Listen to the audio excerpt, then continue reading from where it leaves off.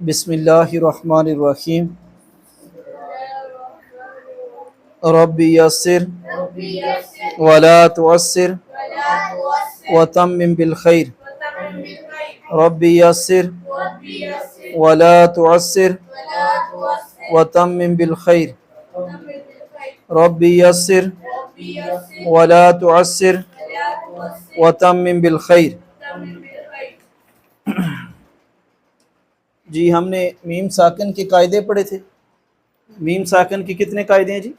3 कायदे हैं। मीम साकिन के 3 कायदे हैं, इदगाम शफ़ी, इख्फा शफ़ी और इजहार शफ़ी। ठीक है, अगर मीम साकिन के बाद दूसरी मीम आ जाए तो वहाँ पर इदगाम शफ़ी होगा, यानी कि गुन्ना होगा। ठीक है जी, मीम साकिन है और आगे दूसरी मीम आगे। ठीक है, हम आप इसको पढ़ेंगे। आतैतुकुम मिन किताबिन।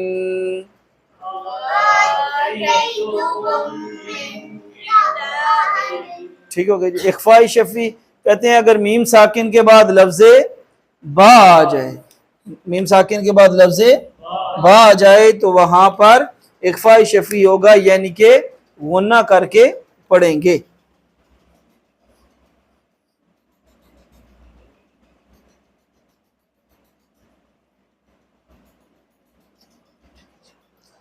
बादुकुम बिबादिन।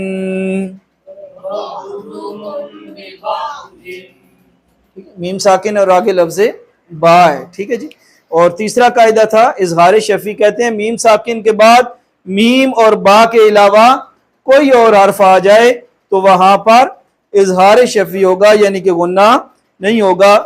एक दो मिसालें हमने पढ़ी थी। अलम नशरह। ठीक है जी, मीम साकिन है और आगे नून है, मीम और बा के अलावा कोई और हर्फ आ जाए तो वहां पर इजहार शफ़ी होगा, यानी कि गुन्ना नहीं होगा। ठीक है, ये भी पढ़ा था हमने। हम ला युमिनून। ठीक है जी। आज का हमारा सबक जो है वो मद्दात के मुतल्लिक है। थोड़ा सा इसको टच करते हैं और साथ सूरत फलक जो है उसको लिखकर रिवाइज कर लेते हैं इंशाल्लाह।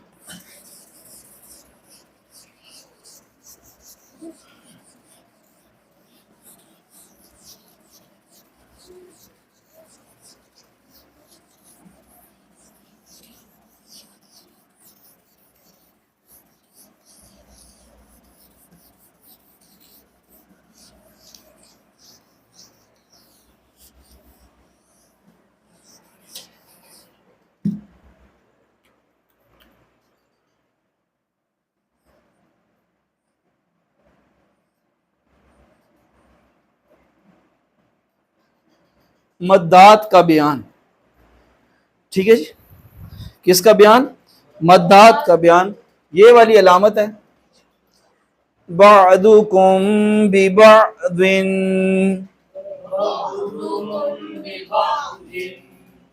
मीम साकिन और आगे लफ्ज़े बा है। ठीक है जी।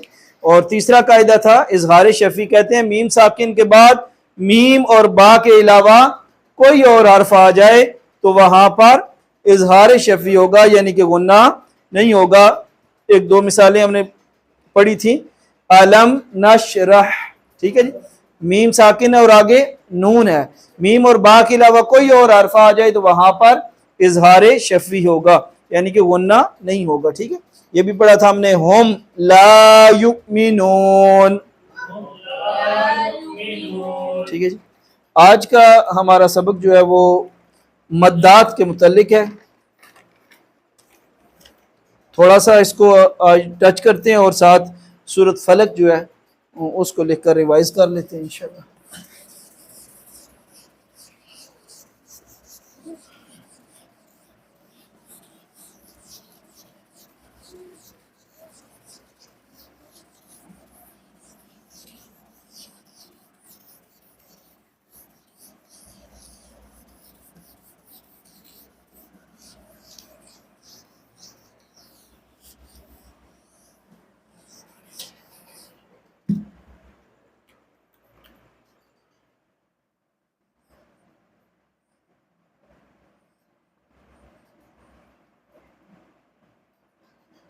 मद्दात का बयान।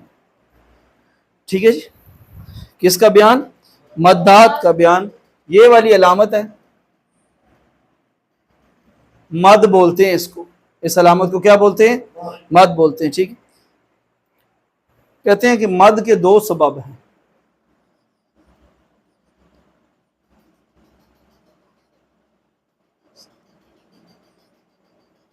यानी कि ये वाली मद जो आती है उसके सबब कितने हैं? दो सबब हैं, यानी मद दो वजह से होती है।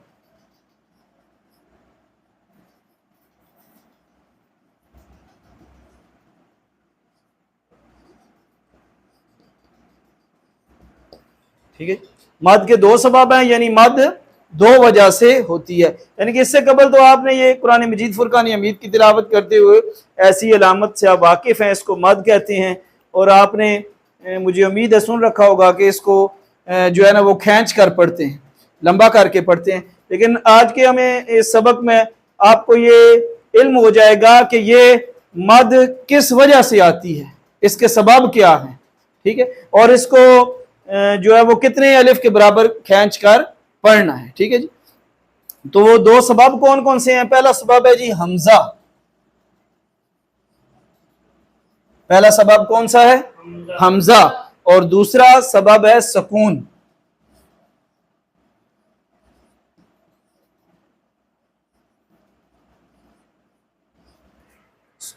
जज़म। ठीक है, पहला सबब है हमजा और दूसरा सबब है सुकून। यानी इन दो वजह से मद्दात आती हैं, या उसका सबब हमजा होगा या उसका सबब सुकून होगा। मैंने आपको गालबन ये शेयर किया आपके साथ कि जो दायरा है वक्फ, ये आर्जी सुकून है, ये आर्जी सुकून है। और जिस हर पर जज़म आ जाए वो सुकून असली है, वो असली सुकून है। यानी कि इसमें गुंजाइश है कि आप आगे मिलाकर पढ़ सकते हैं, ये आर्जी सुकून है। जबकि जज़म सुकून असली है, असली सुकून जो है वो जज़म जिस हर पर आ जाए तो। ठीक है जी, तो दो सबब हमारे सामने आ गए, एक हमजा और दूसरा सुकून। ठीक है जी, कहते हैं कि हमजा की वजह से दो मद्दात होते हैं, हमजा की वजह से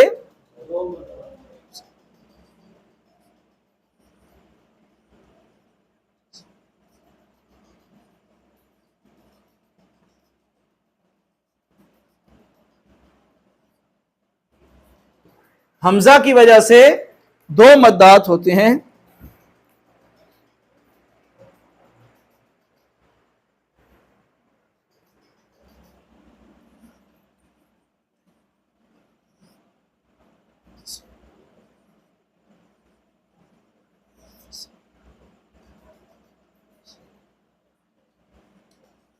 जी, पहली है मद्दे मुतसिल, पहली है मद्दे मुतसिल और दूसरी है मद्दे मुनफसिल, दूसरी है मद्दे मुनफसिल।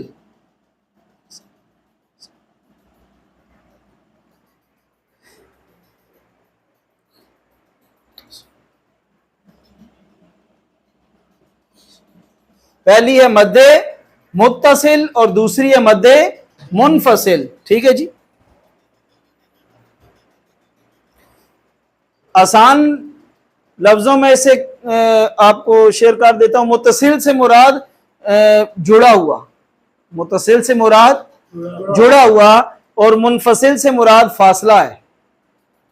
मुत्तसिल मेरा घर उस घर के साथ जुड़ा हुआ है, मुत्तसिल है। ठीक है, और मुनफसिल फासले से है, तो ये मुत्तसिल है और ये नंबर दो मद्दे मुनफसिल है। ठीक है जी, हमजा की वजह से दो मद्दात हैं। आज हम एक की सिर्फ तारीफ पढ़ेंगे मद्दे मुत्तसिल की, कि मद्दे मुत्तसिल की तारीफ क्या है। कहते हैं कि अगर हरूफ मद्दा के बाद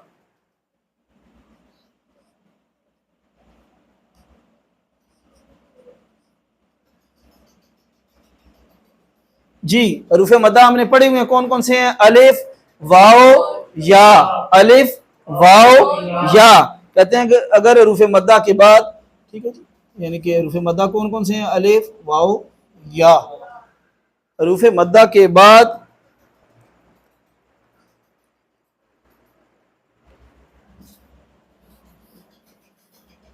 हरूफ मद्दा अलिफ वाव या के बाद हमजा उसी कलमे में आ जाए,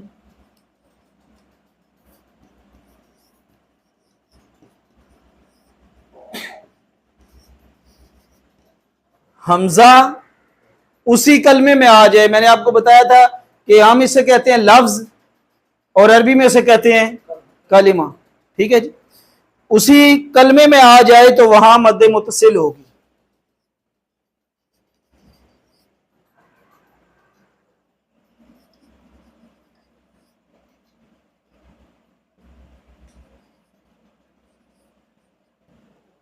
वहां क्या होगा, मद्दे मुत्तसिल, यानी कि हरूफ मद्दा के बाद अलिफ वाओ या ये हरूफ मद्दा है। इसके बाद अगर हमजा उसी कलमे में यानी कि उसी लफ्ज में आ जाए तो वहां मद्दे मुत्तसिल होगी। इसको मद्दे वाजिब भी कहते हैं, इसको मद्दे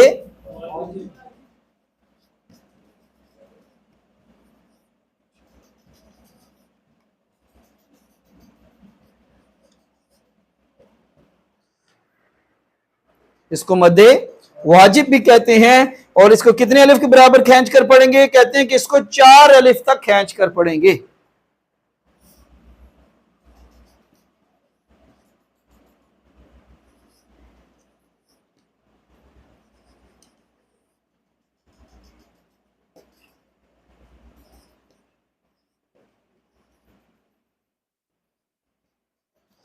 जी, तारीफ आपके सामने आ गई मद्दे मुत्तसिल की। कहते हैं कि अगर हरूफ मद्दा अलिफ वाओ या के बाद हमजा उसी कलमा में आ जाए, उसी कलमे में आ जाए तो वहां मद्दे मुत्तसिल होगी। इसको मद्दे वाजिब भी कहते हैं। देख लें, इसको मद्दे वाजिब कहते हैं, यानी कि इसको 4 अलिफ तक खींच कर पढ़ना वाजिब है, ठीक है। 4 अलिफ तक खींच कर पढ़ेंगे। मैं आपके सामने मिसाल रखता हूं।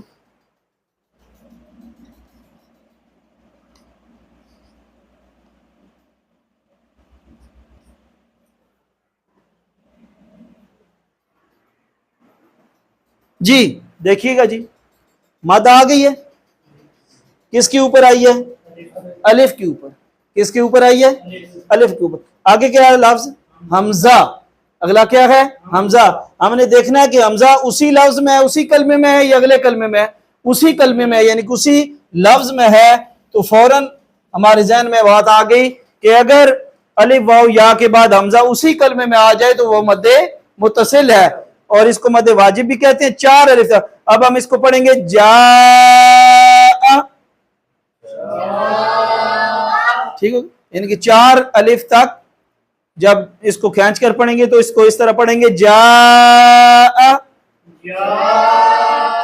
ठीक हो गया जी। एक और मिसाल आपके सामने रखते हैं जी। हरूफ मद्दा आ गया, किसके ऊपर आया, अलिफ के ऊपर। हमजा उसी कलमे में है तो ये मद्दे मुत्तसिल है। इसको पढ़ेंगे मा उन, ठीक हो गया जी। एक और बड़ी खास बात आपकी गोश गुजार कर रहा हूं कि ये वाली जो मद है ना, मद्दात जो हैं ये जब भी आएंगी हरूफ मद्दा के ऊपर ही आएंगी। बड़ा खास नुक्ता, यानी कि इसको चेक कीजिएगा कि आप कुरान मजीद की तिलावत कर रहे हैं तो ये मद्दात या अलिफ पर आएगी या वाव पर आएगी या पर आएगी, ठीक है। हरूफ मुक़त्तआत हैं जो बाज़ सूरतों के शुरू में आते हैं, जैसे या सीन, वो आगे चलकर हम सबक पढ़ेंगे, जैसे त्वा सीन मीम। उसके अलावा की मैं बात कर रहा हूँ, हरूफ मुक़त्तआत के अलावा के जब भी ये मद आएगी या अलिफ पर आएगी या वाव पर आएगी या पर आएगी, ठीक है।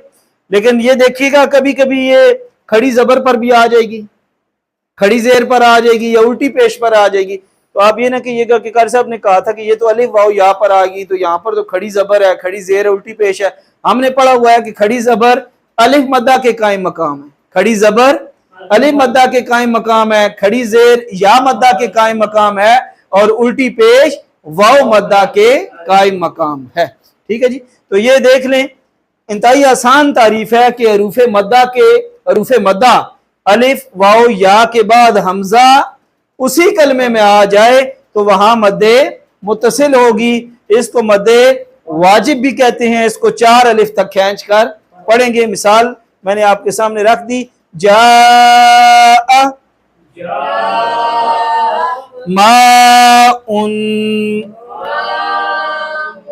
ठीक है जी। एक आध मिसाल और मैं आपके सामने इसकी रख देता हूँ।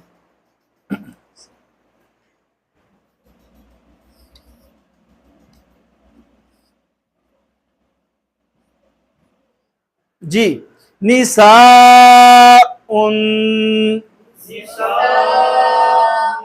ठीक है। मद आ गई है, हमजा उसी कलमे में है तो ये मद्दे मुत्तसिल है। इसको 4 अलिफ तक खींच कर पढ़ेंगे, ठीक है जी।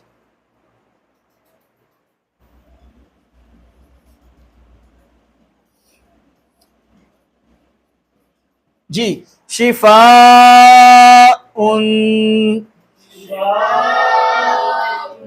ठीक हो गया जी। 3-4 मिसालें आपके सामने आ गई। मद्दे मुत्तसिल की तारीफ हमारे सामने आ गई। पहले तो ये कि आज हमें ये मालूम हो गया कि मद के कितने सबब हैं, 2। मद के कितने सबब हैं, 2। यानी मद 2 वजह से होती है, एक हमजा, दूसरा सुकून। आज हमने हमजा के मुतालिक पढ़ा कि हमजा की वजह से मजीद आगे कितनी मद्दात हैं, 2। कौन कौन सी, मद्दे मुत्तसिल और दूसरी मद्दे मुनफसिल, ठीक है। मुत्तसिल जुड़ी हुई और मुनफसिल फासला, ठीक है जी। मद्दे मुत्तसिल की हमने तारीफ पढ़ ली कि अगर हरूफ मद्दा अलिफ वाओ या के बाद हमजा उसी कलमे में आ जाए तो वहां मद्दे मुत्तसिल होगी। इसको मद्दे वाजिब भी कहते हैं। इसको 4 अलिफ तक खींच कर पढ़ेंगे। मिसालें 3-4 आपके सामने मैंने लिख दी और हमने इसकी रिहर्सल भी कर ली है जी, ठीक हो गया जी। आज हमने मद्दे मुत्तसिल की तारीफ पढ़ ली है। कल इंशाल्लाह ज़िंदगी रही तो हम मद्दे मुनफसिल की तारीफ जो है वो पढ़ेंगे। तो क्या ख्याल है, सूरत इखलास की रिवीजन कर लेते हैं, छोटी सूरत, ठीक है। कल जो है वो सूरत फलक की का